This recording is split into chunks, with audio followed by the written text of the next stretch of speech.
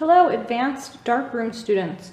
Today I'm going to go over how to load film into one of the Holga cameras, one of the experimental plastic cameras we have here in class. I picked this yellow one because I thought maybe it would look pretty cool on the video, but they're all pretty much the same if they're yellow, black, or white. So first thing we want to do is flip the camera over and take the back off of it. There's little clips on each side that hold the back in place. And you just want to slide those down and the back will just come completely off. And we can put that aside for now. All right, so the last person who used this, their film moved from the right side over the left, and then they took their film with them, leaving their spool behind. And that's really important for us because we're going to need this empty spool to load our film in the camera. So I'm going to take that empty spool out from the right side, and I'm going to take my new film, which is in a wrapper. It's nice, it comes already pre-rolled.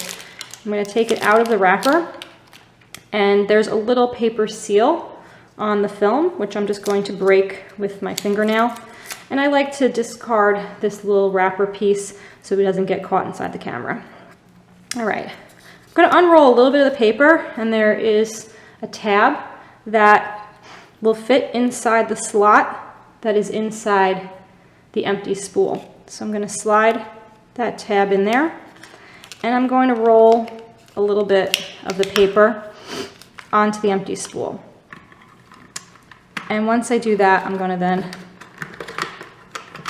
lock that spool into place on the left side of the back of the camera.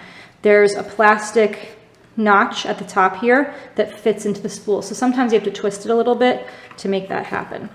I'm going to unroll a little bit of the paper, and then there's also a plastic notch on the right side at the top that lets the roll of film catch.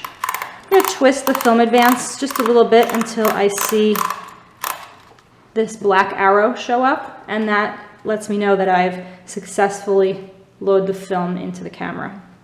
I'm going to take the back and place it back on the camera and put the clips back up.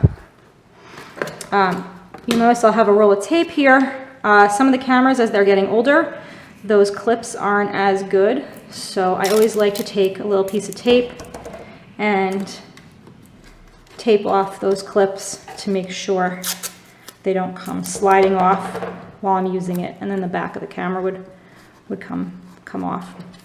All right, now we're almost ready to use this. It might be hard to see in the video, but here we have a little red window, and the arrow is pointing towards the number 16, meaning that this will take 16 exposures. And I'm going to turn the advance knob until I see some arrows start to show up, and that's kind of warning me my first frame is coming. All right, so there is an arrow.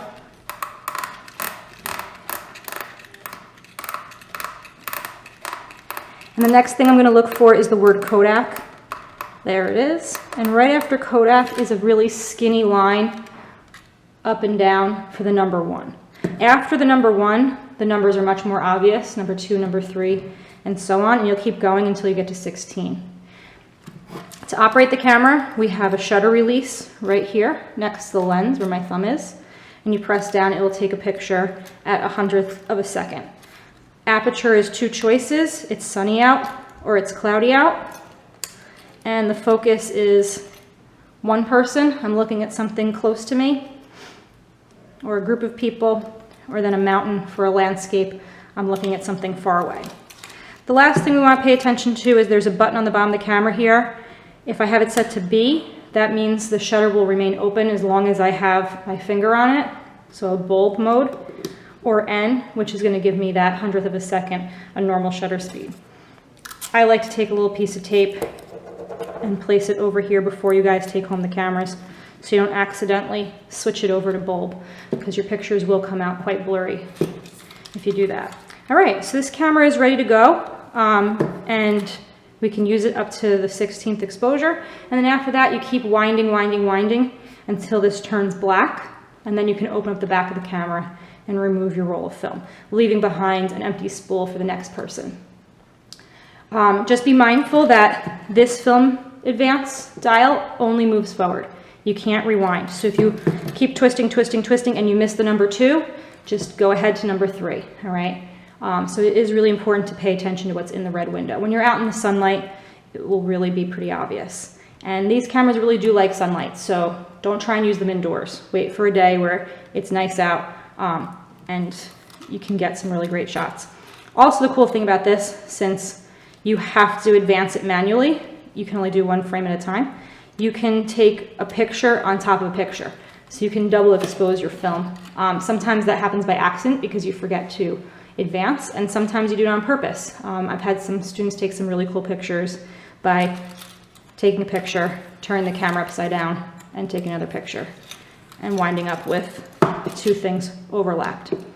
All right, so I hope that's helpful for loading the film into one of these cameras if you've taken it home over the weekend and you didn't remember what to do from class. So if you have any questions, as always, shoot me an email or just wait till you come back to class to unload film from something and we can do it together. All right, have a great time.